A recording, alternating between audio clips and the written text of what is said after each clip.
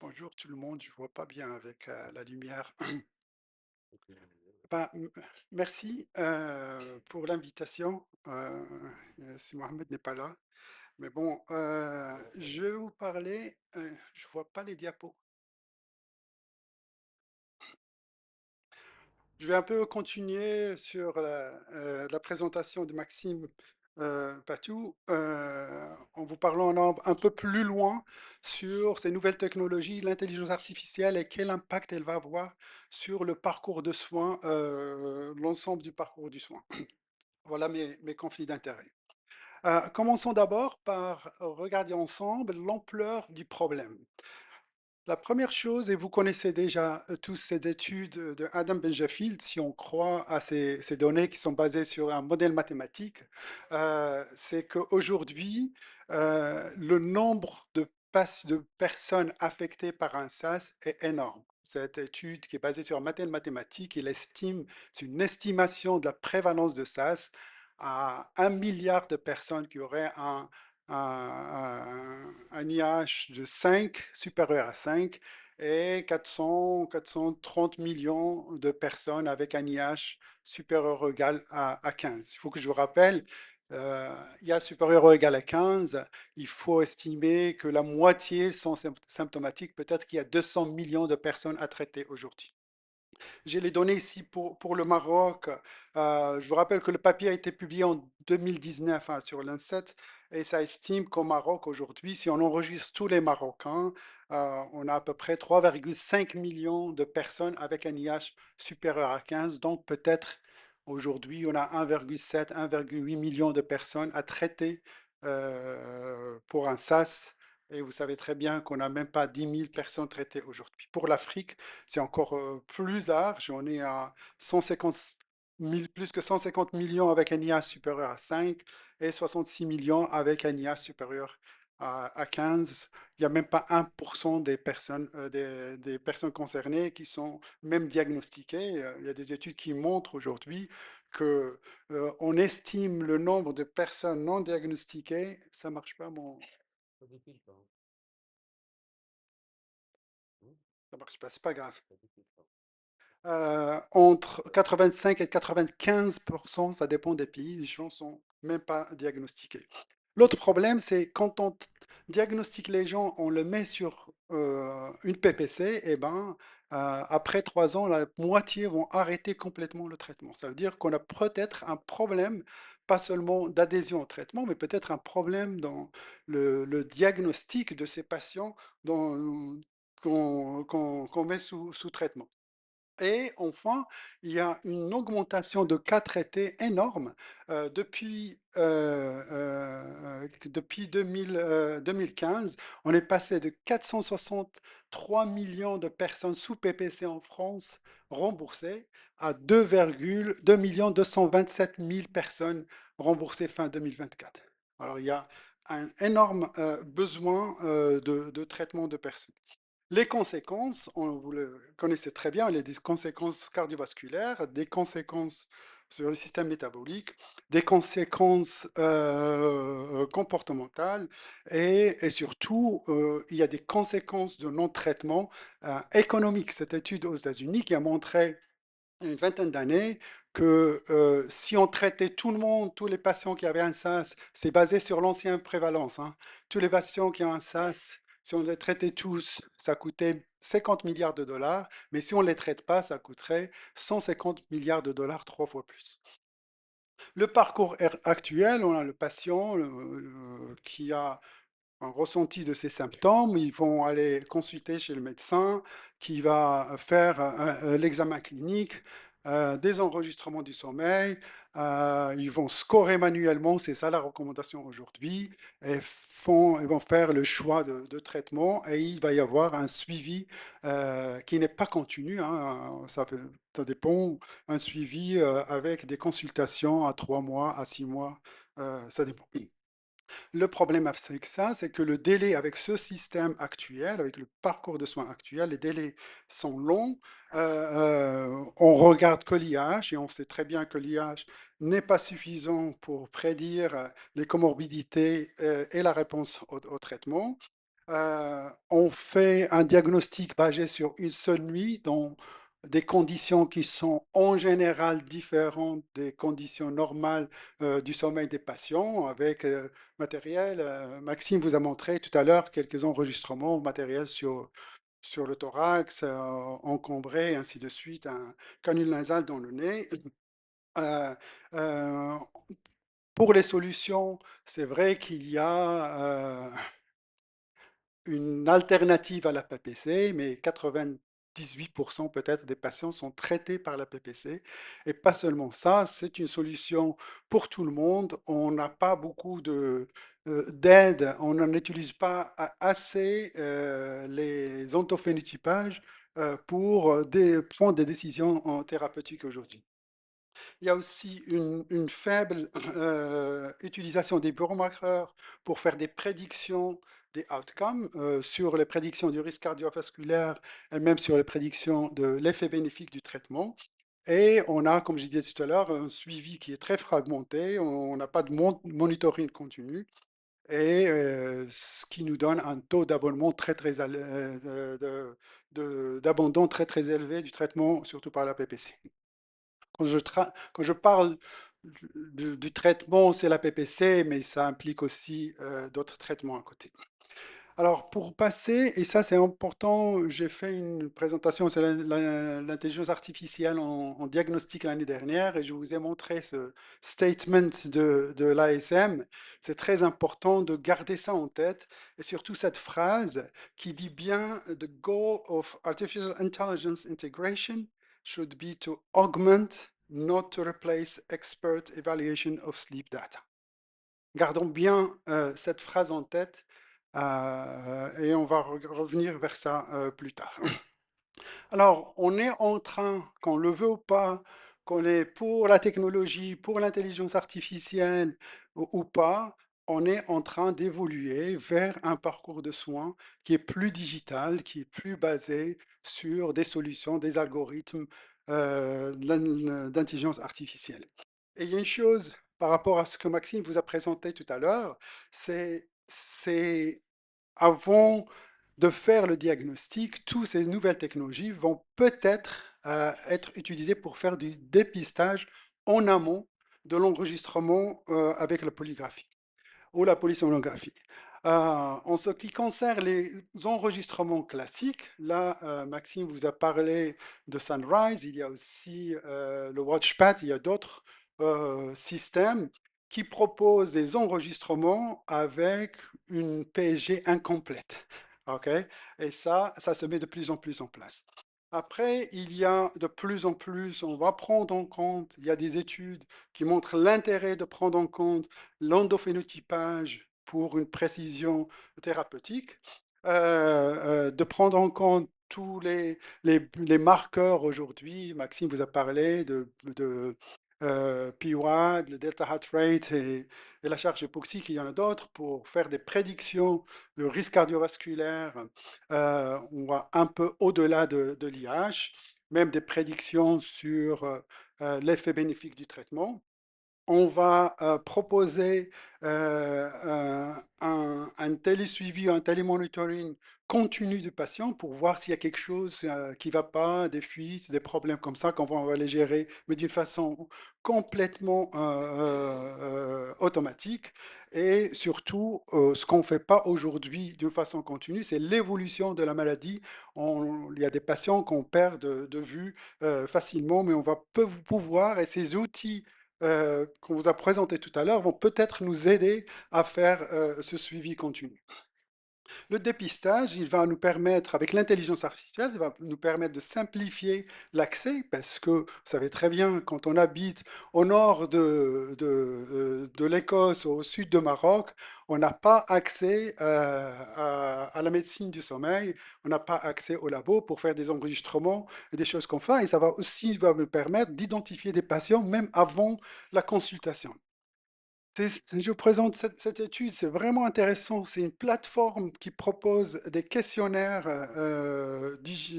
en ligne. Ici, c'est c'est le questionnaire de Berlin digitalisé. Les gens vont aller sur la plateforme, ils vont répondre au questionnaire, mais ce qu'on a vu, Et ça, c'est vraiment intéressant ici.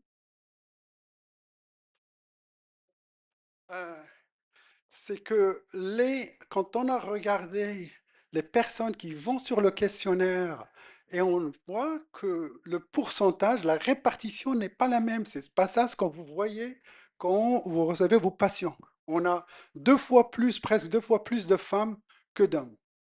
C'est complètement l'inverse. Et pas seulement ça, on voit aussi que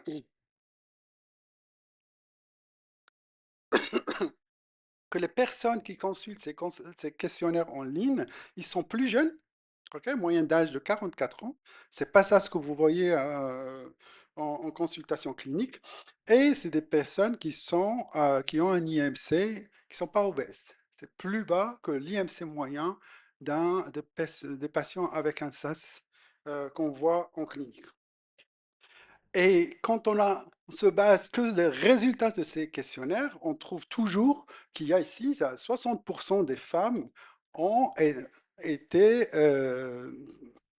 dépistées avec un haut risque d'un SAS. Et ça va complètement contre les données de pratique clinique. En revanche, et c'est là où on voit l'intérêt de ce type de questionnaire en ligne, il y a tout un parcours chez ces patients. Ils vont être contactés, on va les mettre en contact avec un médecin qui va faire une téléconsultation, on va les enregistrer. Et quand on arrive à la visite chez le médecin et l'enregistrement, ça, on retrouve la pratique clinique. Eh ben, ça change. On a presque deux fois plus d'hommes qui vont en consultation et qui vont être enregistrés. OK? D'où l'intérêt de voir comment on peut apporter, parce que ça, c'est une plateforme hybride. Quand c'est du digital, on voit plus de femmes. Dès qu'on arrive à la partie humaine où il y a le contact, eh ben les femmes ne vont pas consulter et ne font pas d'enregistrement de sommeil. L'autre chose, et je ne vais pas parler plus de ces objets connectés, c'est juste de savoir est-ce que c'est des amis ou des ennemis. Euh, le problème, c'est que vous allez avoir des gens qui vont arriver en consultation avec leurs résultats. Ils ont déjà fait le diagnostic qui ne correspond pas du tout à l'examen clinique et c'est pas facile parfois à gérer ces patients. En ce qui concerne tous ces nouvelles technologies dont Maxime vous a parlé, faites vraiment attention à la validation clinique parce qu'aujourd'hui, on n'a aucun consensus sur comment on doit évaluer ces technologies. Les résultats, c'est juste des IH. On ne fait pas de comparaison événement par événement. On ne fait pas de comparaison pour le sommeil époque par époque. Alors, il faut vraiment regarder bien les résultats, même quand ils sont publiés dans des publications. L'analyse automatique va aussi, l'intelligence artificielle va aussi permettre au médecin dans sa pratique quotidienne de gagner beaucoup de temps. Ici, je vous ai mis les différentes solutions qui sont déjà disponibles pour quoi, vous permettre d'envoyer, analyser des questionnaires avant même la consultation et prévoir le bilan biologique ou autre questionnaire ou quoi que ce soit avant la consultation. Vérifier en amont si c'est OK de faire une téléconsultation par rapport à ces réponses à ces questionnaires ou pas. Si le patient s'est bien adressé au bon praticien, parfois on se retrouve avec un patient qui devrait être allé ailleurs. Et le degré d'urgence, on a parlé hier de la femme enceinte, elle a 9 mois, il faut faire vite, hein, parce que s'il y a une attente de 6 mois, et là, ces algorithmes, ils permettent de faire toutes ces analyses basées sur des questionnaires et permettent aux médecins d'aller un peu plus vite. Il y a aussi la dictée vocale intelligente pour rédaction du courrier, aussi toute la partie médicale, l'assistance médicale, intelligence artificielle avec le secrétariat et ainsi de suite. L'intelligence artificielle aujourd'hui, elle peut aller un peu plus loin et même aider avec la décision thérapeutique. J'ai besoin d'un peu d'eau.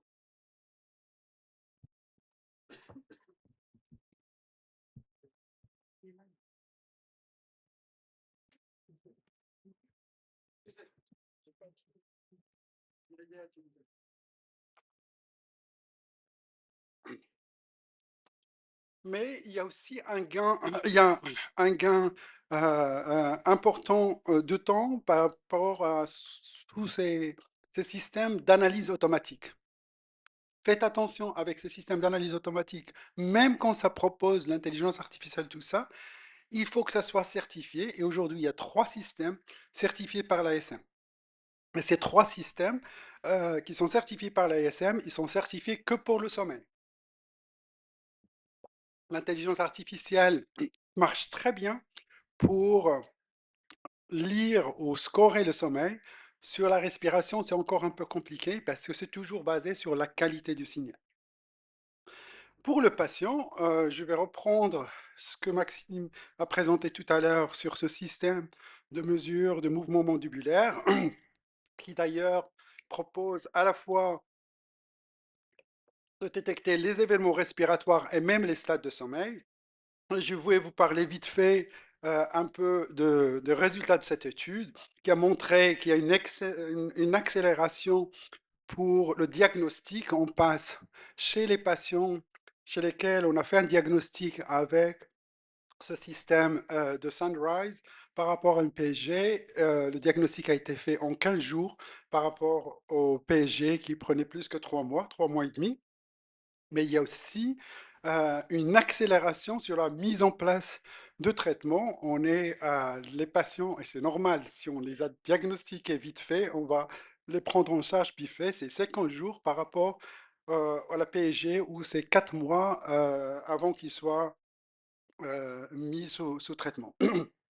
Il y a un impact comme Maxime l'a expliqué tout à l'heure, d'amélioration plus précoce des symptômes, mais c'est normal, ils ont été pris en charge beaucoup plus rapidement. En revanche, par rapport à l'amélioration à la somnolence, ça donnait une augmentation une diminution du score d'Epworth de 1,5, hein.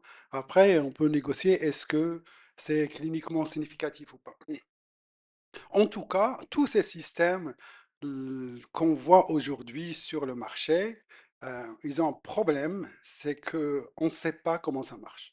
On ne sait pas quelle est la définition utilisée. D'abord, ce n'est pas des définitions qu'on trouve dans les recommandations de pratique clinique pour détecter les événements ou scorer les stades de sommeil. Avec l'intelligence artificielle, la technologie, tout ça, on vous sort un IH et des stades de sommeil. C'est un peu dommage. On a besoin aujourd'hui d'aller un peu plus loin, surtout que l'IH, on est en train de le mettre en question déjà. Euh, Parce qu'il faut se rappeler que le SAS est une maladie hétérogène et peut-être que l'intelligence artificielle ça va être la clé pour décomposer cette maladie. Quand on fait des analyses et on voit un patient qui a une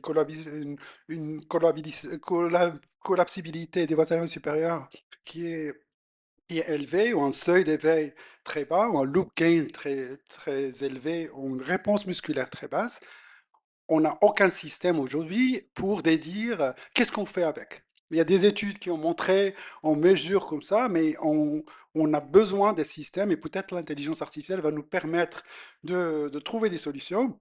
Par ailleurs, il y a une publication de l'équipe de Danny Eckert en Australie qui ont utilisé machine learning non supervisé avec une arbre décisionnelle sur les données de la PSG.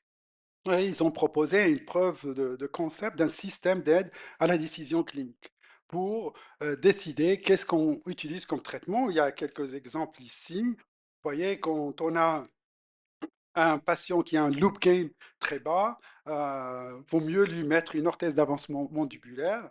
Un patient qui a un seuil d'éveil élevé et un loop gain très bas, peut-être que c'est un patient qui est qui peut répondre mieux aux stimulations de l'hypoglosse.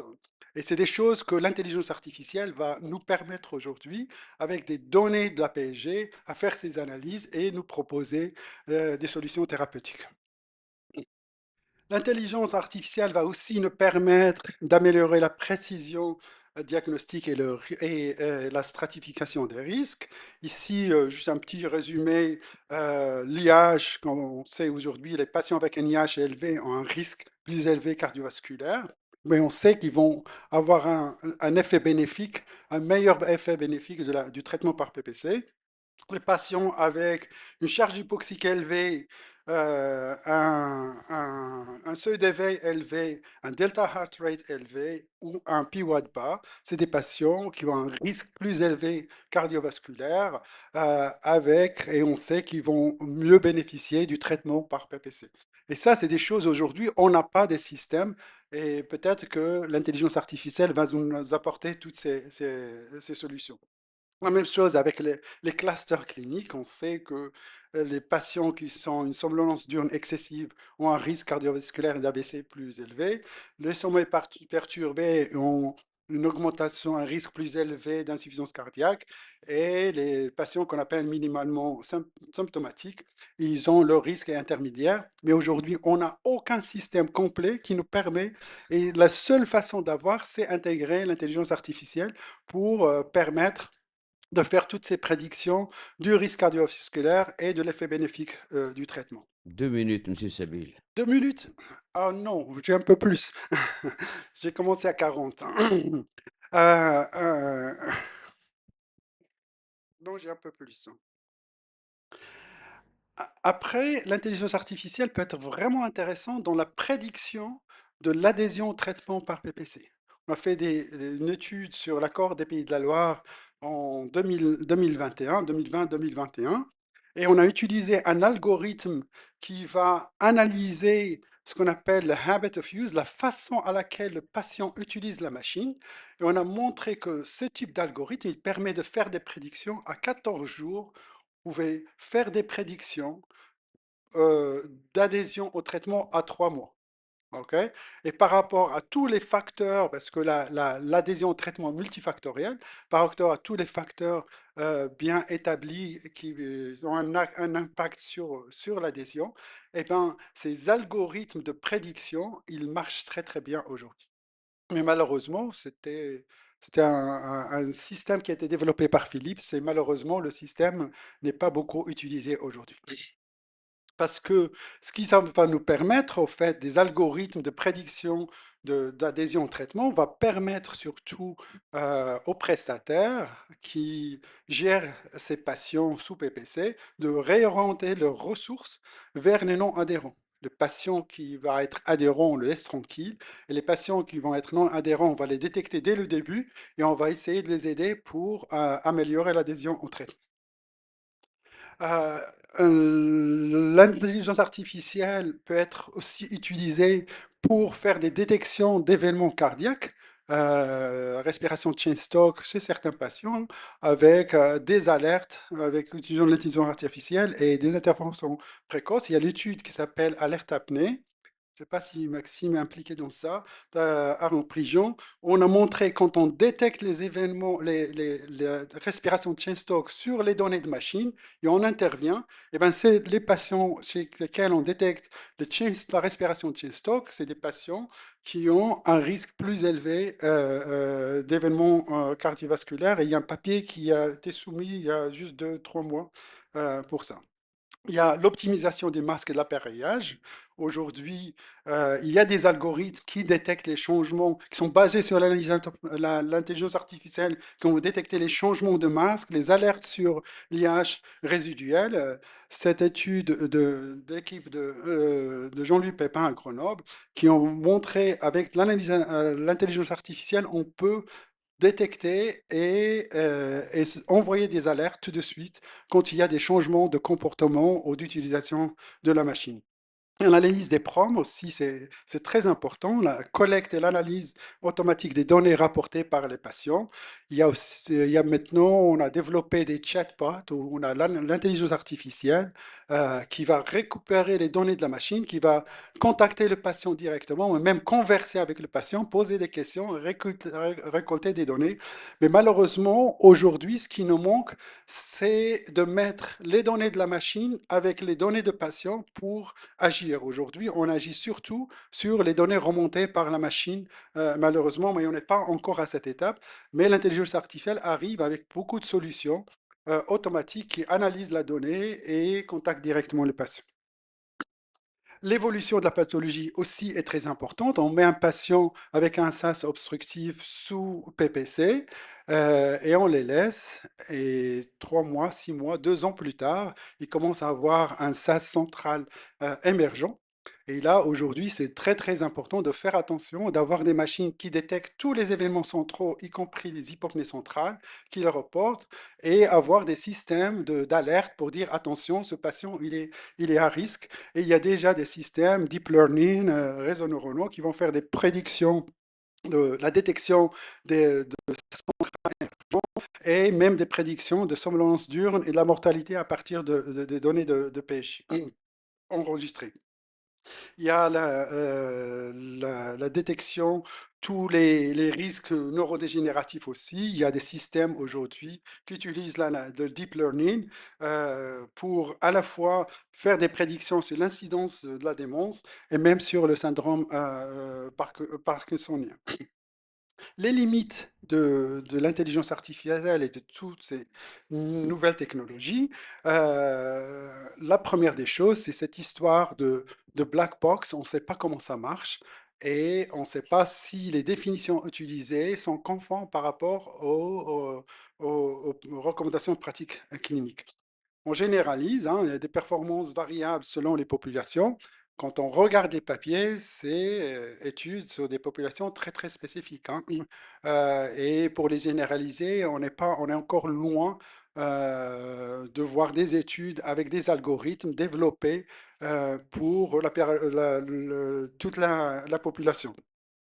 En général, on développe un algorithme pour faire de l'analyse automatique, je veux dire n'importe quoi, avec des données qui viennent de la Pitié à Paris.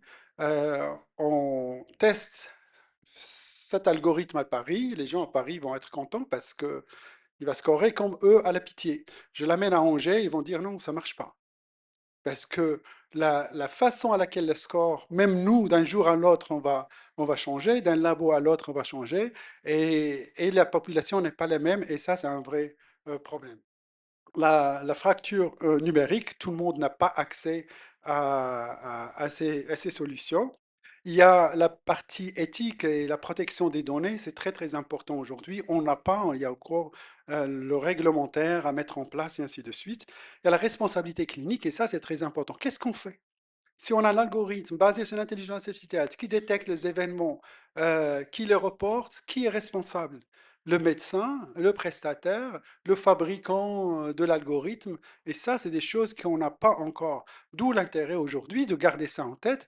En fin de compte, c'est le médecin qui doit valider ce que l'intelligence artificielle lui remonte. Ça reste la validation clinique d'un médecin est très importante, peu importe la solution qu'on utilise.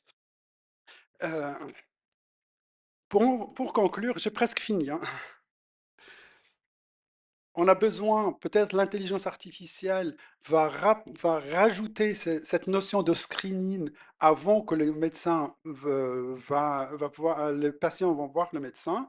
On va avoir de plus en plus la nouvelle technologie qui va permettre de faire des enregistrements à domicile, des chatbots qui vont contacter le patient déjà pour les aider à installer le matériel d'enregistrement pour les aider quand ils seront en traitement, pour les aider à être observants en traitement.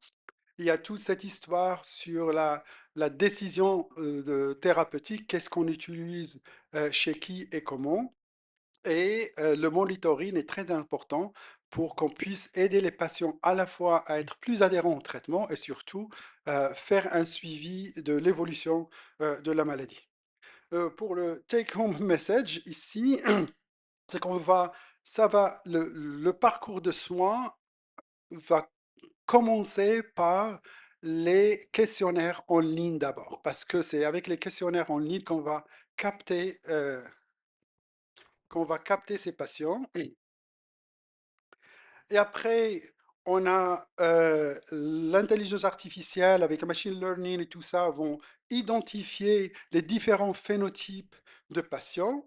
Dans le diagnostic, on va de plus en plus utiliser de l'analyse automatique par les réseaux neuronaux et tout ça qui deviendra avec le temps de plus en plus fiable, mais il faut seulement utiliser de l'analyse automatique certifiée par une société savante.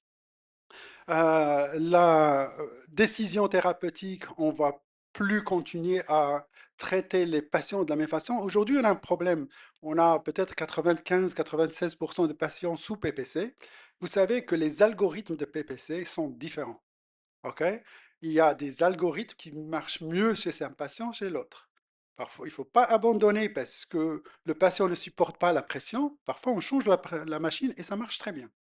Et là, aujourd'hui, on ne sait même pas par rapport à ces algorithmes qui existent depuis 40 ans aujourd'hui, on sait même pas quel algorithme il faut utiliser chez quel patient. Des algorithmes qui montent très très haut pression, très vite, qui descendent, et tout ça, c'est un impact sur, sur le traitement, mais on ne connaît pas. Et ça, c'est très important, et peut-être que l'intelligence artificielle va nous permettre à prendre des décisions. Là, le monitoring continu, la télésuivi continu est très important, mais il ne suffit pas de récupérer les données, il faut aussi échanger. Il faut aujourd'hui, la télésuivi, ça va dans un sens. Il faut que ça va dans les deux sens. Et surtout, la stratification des risques est très, très importante, de savoir dès le début quel patient il est à risque d'évoluer vers quelque chose de comorbidité pire. Je vous rappelle encore une fois que l'intelligence artificielle devrait être là pour augmenter le travail et la pertinence du travail du médecin, mais pas le remplacer. Et ça, c'est important de garder ça en tête. Et avant de finir, je vous ai déjà montré ça l'année dernière. C'est très important de comprendre qu'est-ce que ça coûte, cette intelligence artificielle. OK? Pour faire un training d'un modèle d'intelligence artificielle, on consomme presque 5 fois plus qu'une voiture américaine consomme pendant toute sa durée de vie.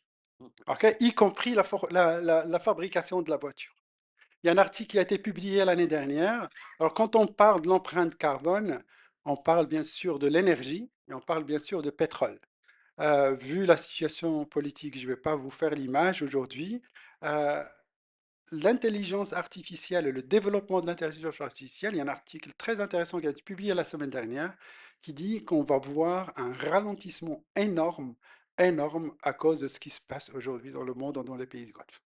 Alors, l'intelligence artificielle, elle arrive à un coût et on n'est pas aujourd'hui conscient de coût quand on va sur ChatGPT et on fait des demandes, on n'est pas conscient de ce que ça coûte du point de vue énergie.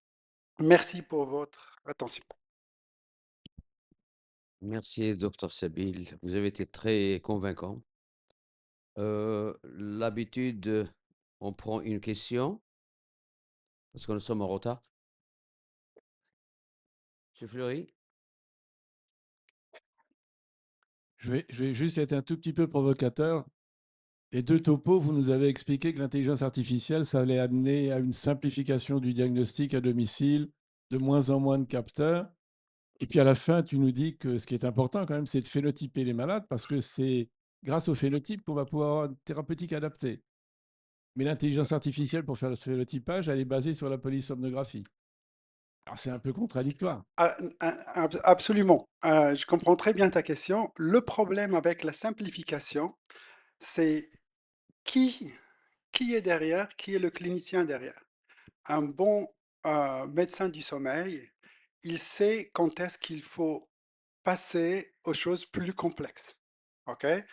Et c'est ça où il y a la différence, c'est que c'est seulement l'expert, à mon avis, hein, c'est seulement l'expert qui peut utiliser des solutions simples parce qu'il sait quand est-ce qu'il faut passer aux solutions traditionnelles plus complexes, aller chercher plus d'informations.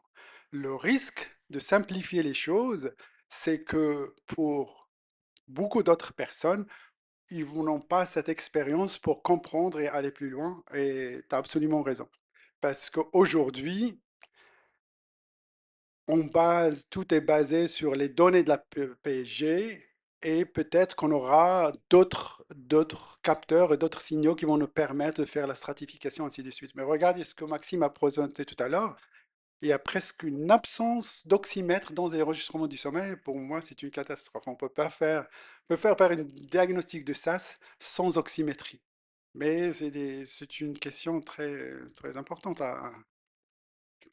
il Merci, n'aura monsieur Sabine. pas fait Merci. d'autres questions. Ok. Oui, une dernière? Ah, c'était le biaise. Merci beaucoup, Monsieur Kabir. C'est toujours un plaisir de vous écouter. Micro? C'est bon? Alors, nul ne peut contester justement l'impact positif de l'intelligence artificielle pour améliorer le soin, depuis le screening jusqu'à la prise en charge. Maintenant, le corollaire à cet impact positif, c'est la genèse d'un comportement peut-être d'anxiété, surtout chez les patients qui sont hyper connectés. Alors, est-ce que vous êtes d'accord déjà par rapport à ce point? Et comment peut-on ajuster ce paramètre confondant? Merci.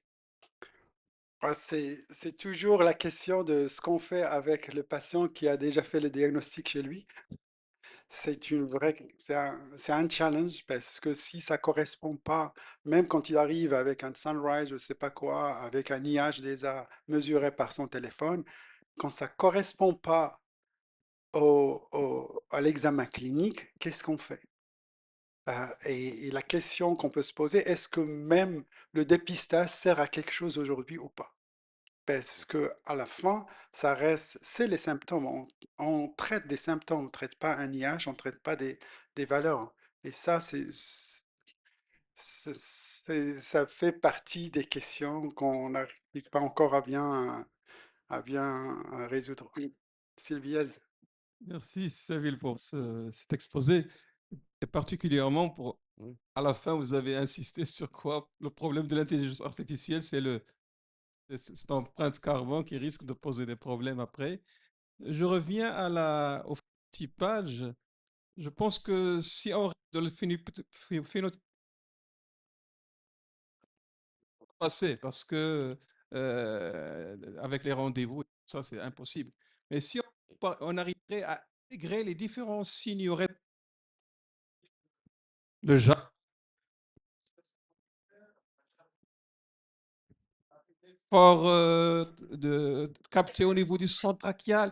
Si on arriverait après à un phénotypage qui intégrait ces signaux qui sont restés, qui pourraient probablement à un moment remplacer l'index d'apnée hypopnée en les intégrant à la clinique, je pense que ce phénotypage-là serait plus abordable que le problème de la polysomnographie elle-même. Merci. Il faut juste, on a aujourd'hui sur tous les marqueurs qu'on connaît, hein, la charge hypoxique, le delta heart rate, le PWAD, la variabilité de la fréquence cardiaque, tous ces marqueurs-là, on est capable de les sortir juste directement. On l'a refait dans des études qu'on a publiées sur l'accord des Pays de la Loire, juste à partir d'une simple oxymétrie. Et d'où l'intérêt de voir que l'oxymétrie, on peut pas l'écarter dans ce travail-là. Et c'est vrai, pour le phénotypage, ça ne s'arrête pas là. Ce n'est pas juste les signaux et les marqueurs, c'est aussi tout l'examen clinique ou tous les questionnaires qui sont aussi, il faut intégrer le tout pour en sortir un phénotypage bien faible. Merci, Merci. docteur Sabine. Qu'on applaudit les modérateurs, et on cède la place aux modérateurs de la 9e session. Merci, Sizuhir.